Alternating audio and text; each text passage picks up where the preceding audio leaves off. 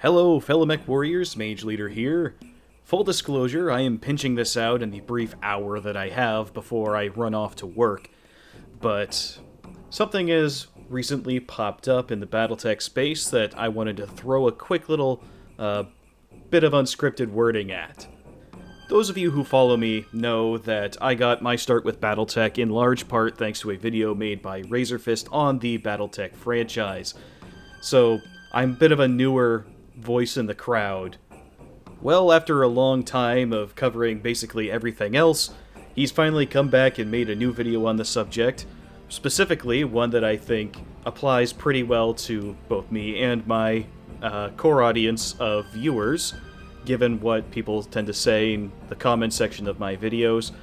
His new video is about how to enjoy Battletech without giving money to Catalyst. Now, you may remember I made my own video on this topic a little while back. His video, however, goes into more specific details. He's able to point in some more tangible directions, whereas I gave some more vague directions like, hey, check out the secondary market, check out maybe this website or that website, or check out this independent artist. He actually gives some specific books to look for, some specific box sets. I highly recommend you go and give his video a watch. I'm going to have it linked in the description of this video here. But there's one thing that I just kind of wanted to add on to it. I think this is going to be a bit of a focal point for a lot of Battletech people going forward. He has a bit of a bigger reach than I do, so I kind of want to add my own little addendum to it to kind of help it along. One of the things that he kind of touches on, but I feel could be explored a little bit harder, is the independent space. This is something that I think is very important for the future of the franchise, and I think that it's honestly potentially the best way to combat what Catalyst is doing with their mismanagement of the brand currently. Razorfist is a big proponent of going on the secondary market, and I fully agree with that. The secondary market for Battletech is huge. The product has been coming out for decades. There's tons of it out there, and most of it's pretty cheap. So you can go out and get yourself decent quality stuff for a fraction of the cost. My audience is kind of the Warhammer convert crowd, and I'm gonna be honest, where I came from Warhammer over to Battletech, I was kind of spoiled by the types of miniatures that Games Workshop put out. Their recent stuff has been kind of, garbage. A lot of the stuff that I remember painting was really high quality sculpted miniatures. It's a good amount of the fun to go and hop in with some of those older Battletech miniatures, and then to play on those ugly hex maps that Catalyst packages. It was a bit of a shock to the system, and felt like a bit of a downgrade. Made painting a lot less fun for me. I kind of like digging in with those nitty-gritty details that a Space Marine figure has on it. And that's an issue that's only going to be exacerbated if you go for the secondhand market. I don't think that the old miniatures are bad or unpaintable, but I do think that there's an alternative for people who, because I know I see this a lot, people look at those old Battletech miniatures and they're like, oh god, that is so ugly, I don't want to paint that up and put it on the table. There is another option, and I think more people need to consider this, and that is what I believe to be the future of this sort of thing. It's the 3D printer. Now, 3D printing has this reputation as being incredibly difficult, of being very expensive, this sort of thing that you don't get into as a hobby. And a lot of that kind of comes from years ago, where the technology was brand new. Any new technology is going to be expensive and difficult. And while it's still not necessarily the easiest thing in the world, I believe that anybody who actually has the patience to sit down and properly paint up a miniature probably has the same amount of patience required to sit down and adequately learn how to use a 3D printer. I would encourage you to go to your local game store. I can all but guarantee there's at least one person in that store who 3D prints some miniatures for either D&D or, whatever other RPG they may be playing. In my place, there's some rebels that will sit down and they'll 3D print some Space Marines. And because they're not playing in a tournament or an official GW event, the other players just kind of say, hey, that looks cool. There is somebody in your local game store who 3D prints. I can all but guarantee it. I live in the middle of buttfuck nowhere in the woods of Maine, and there are people here who are passionate about 3D printing. And a lot of them, coincidentally, are BattleTech fans. Getting my hands on 3D printed stuff is actually not all that difficult, and there are places online that will do 3D prints for you and ship them to you if you don't have those, somehow you don't have those resources available to yourself. I have never run a 3D printer. I'm about to, though. I am on my way to investing in one of those. They're nowhere near as expensive as you might think. All the ones that I see for starting out are around $150 or so. Not cheap, but I would say well within the terms of affordability for people who, especially if you've stopped buying Games Workshop stuff, $150 is like half a box set these days. So I would say that it's definitely a worthwhile investment if you're thinking of getting into the BattleTech hobby or back into the BattleTech hobby. 3D printing is a good way to go. In my original video, which I will also link in the description, I pointed out a few places online. One of those is Locust Labs, and Locust has only gotten better as time has gone on. When she started, when I made that initial video, she had a few things out that were of pretty solid quality. She's gone from pretty solid quality to outright better than Catalyst. So definitely I would say she's an incredible work ethic that she's got with what she does. It's fantastic. And I have loved every single design that she's put out. So, let me be absolutely clear. What she makes is not necessarily BattleTech miniatures. They are legally distinct, shall we say, proxy models. Things that you could use in place of the official Catalyst models. And because everything and anything is table legal in BattleTech, you can put whatever you want and say that it's an Atlas. Well, this 3D printed thing with a different name that kind of looks like an Atlas, that would probably do pretty well. So I do highly recommend Locust Labs. Her work is fantastic. It's very much inspired by BattleTech, and she's even made a few things that Catalyst has made it clear that they are no longer interested in doing.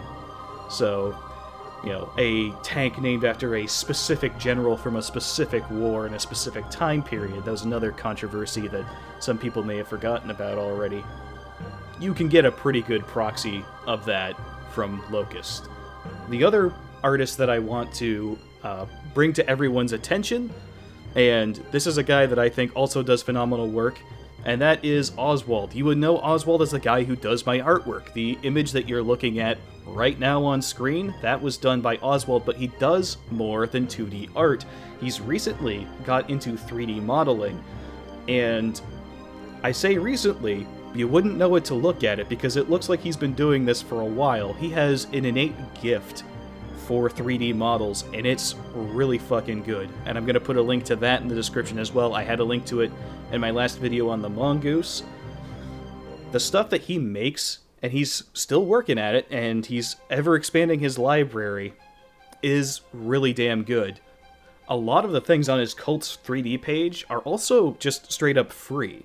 He'll take some 3D models that have been done by some other artists, and he'll kind of snip them up and repose them. So, sort of kind of cutting out the middleman. So things that are already available for free in other corners of the internet, he does a repose on.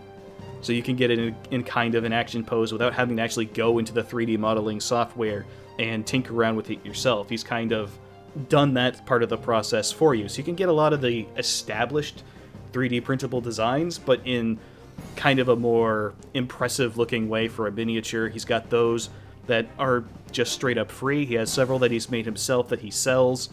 And again, these are all legally distinct proxy models of BattleTech-ish stuff that you can put down and say, yeah, that kind of looks like a Mongoose.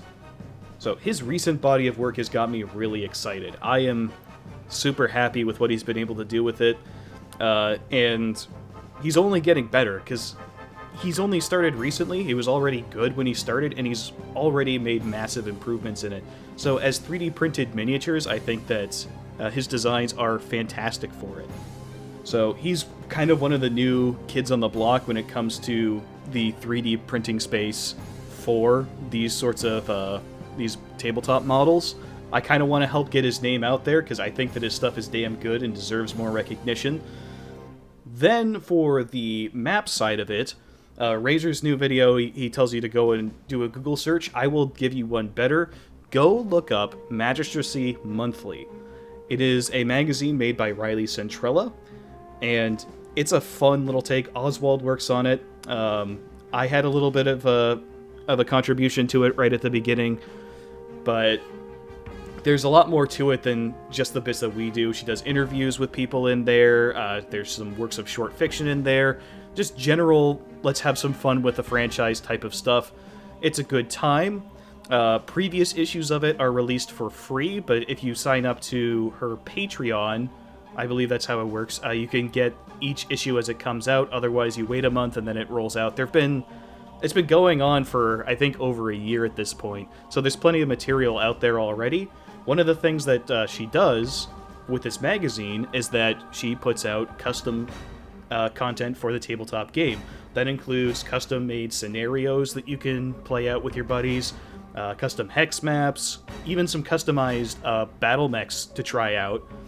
So there's a wealth of fan-made content in that as well.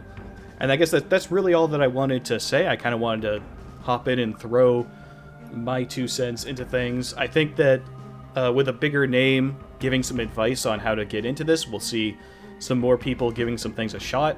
And again, I just kind of want to point people in a direction. Like, hey, you don't have to give your money to people who hate you. There's plenty of alternatives out there.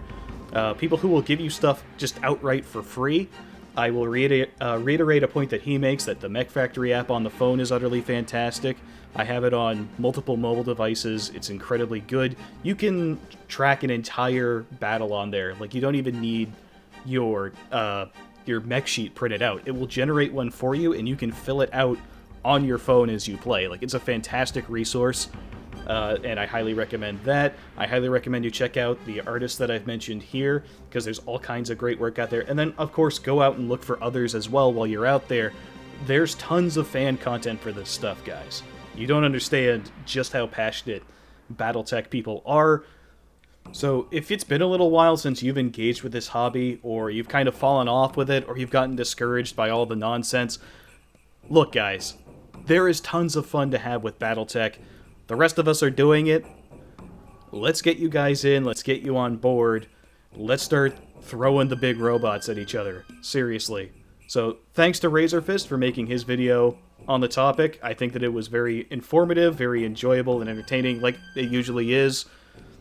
And while his points on the secondary market are very strong points, and there is a lot of secondary market stuff to go around, do not sleep on the independent scene. Do not sleep on independent artists. Like, there's some really, really good stuff out there. And I'm sure you guys will get as excited about it as I have been. Thank you guys for watching. I will see all of you out there on the battlefield. And until next time, this is Mage Leader, signing off.